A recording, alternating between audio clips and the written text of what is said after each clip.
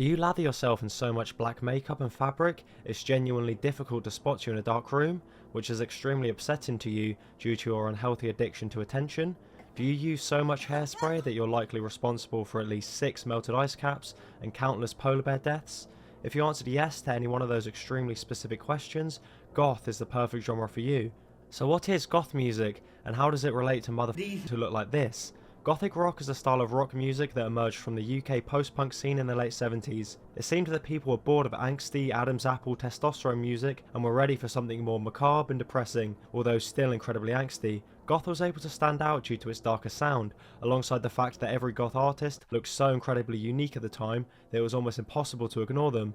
So we all know what a typical goth looks like, whether it's a goth from the late 70s or, Lord forgive me, a modern goth, but what does goth actually sound like? How did the genre differentiate itself from the other sounds at the time in order to actually be considered a genre? Guitars are often jangly and doused in reverb, playing melancholic melodies with elements of nihilism, which essentially means absolutely nothing and is just a jumbled sentence of buzzwords that I can edit memes over.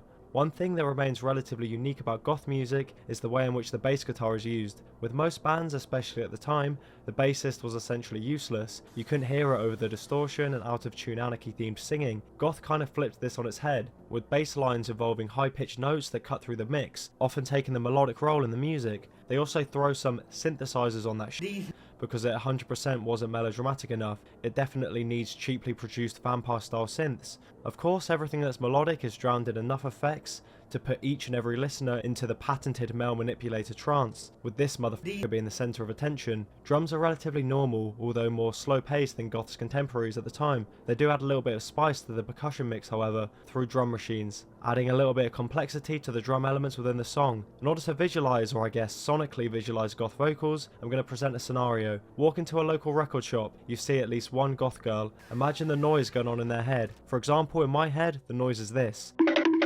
And for them it's more akin to this.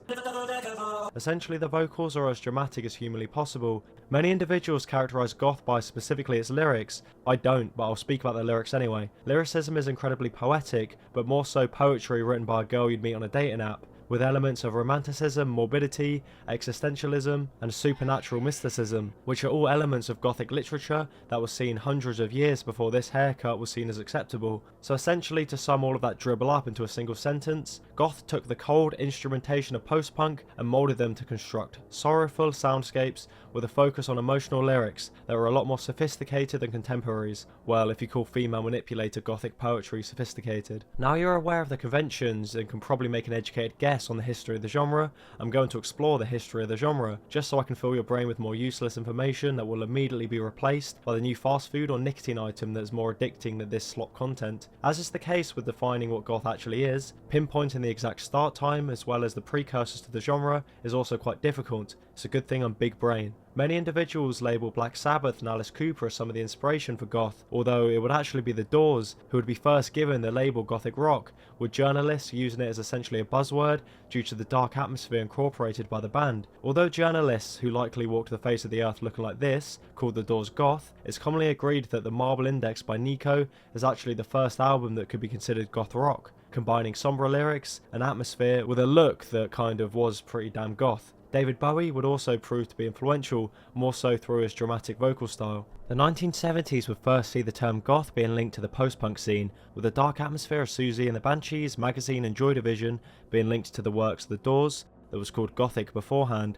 although it wasn't really Gothic. You see, genres make zero sense and none of these words actually mean anything. The term would see further use with bands being linked to the Gothic literature and architecture of the past, painting them as dark, atmospheric and moody. The record that is widely credited for inventing goth and attaching the word to an actual genre instead of a loosely defined buzzword is Bela Lugosi's Dead by Bauhaus. The track would essentially be 9 minutes of a male manipulator whining over a skeletal instrumental. The song was actually originally supposed to be tongue-in-cheek, in today's words ironic. However, audience members received it in a different way and a genre was born. That same year, punk mainstays The Damned released the Black Album, which added to the cauldron of goth that was brewing up. Bands like Susie and the Banshees and the Sisters of Mercy would continue to develop the sound, resulting in the term receiving more mainstream attention through print magazines, who were continuing to use the term to describe the sound and subculture. Although it was starting to receive some mainstream attention, the genre wouldn't actually go overground until The Cure would release the album. Well, I can't actually say the name because of YouTube's system being broken. If you're a fan, you'll know the album. If not, it's their 4th album, just look it up.